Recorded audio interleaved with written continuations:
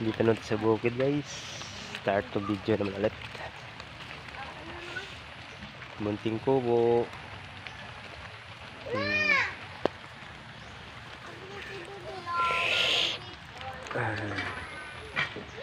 Guys. Let's start again. Ito yung buhay namin dito sa bukid guys.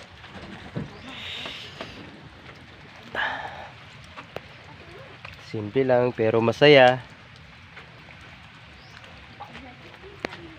Ito si Boy Ungas oh. Si Boy Kilay yan. Oh, tingnan mo ang kapal ng kilay. Wala lang kilay. Yamak.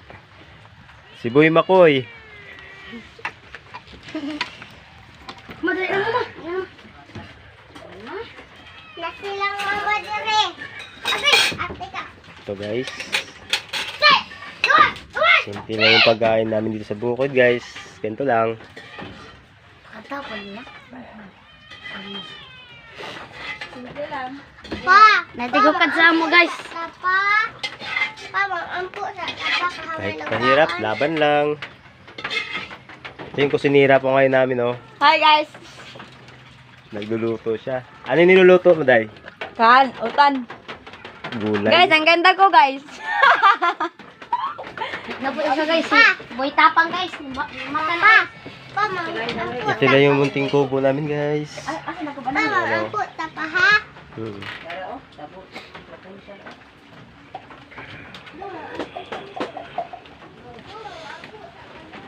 Simple lang yung tinitirahan namin dito guys. Oh, nasa bukid kami.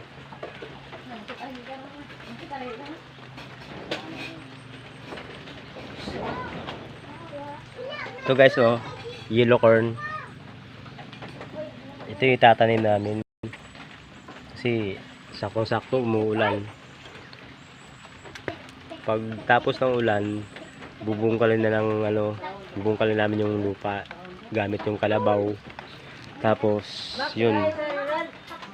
Pag naano na yung lupa, tsaka pa itatanim yung yung mais.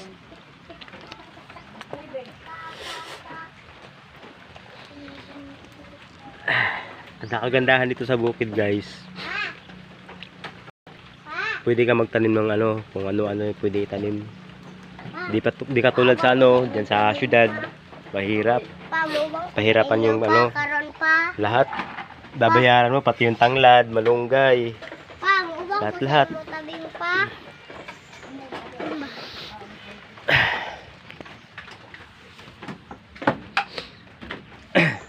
So, ito yung panggatong namin dito, kahoy.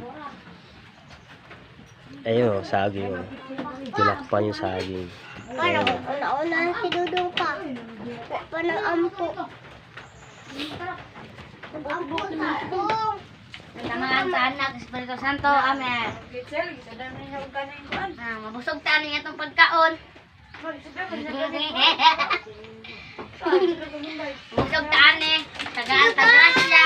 Na madawat karon, amen. Ayun guys, oh. Sira na yung Oh, kain na tayo, kain na mga guys. binangga ng aso. Nag-aaway kasi yung aso sa yung pusa. May maliit na butas to dito eh. Tapos ngayon, lumusot yung pusa, sumunod yung aso, kaya natuklap. Kaya mga ano yan? Daming mga sampay guys.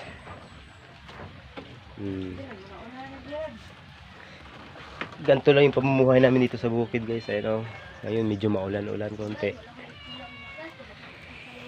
Yan. Yeah. Okay lang yan. Geng-geng pa rin. Geng-geng.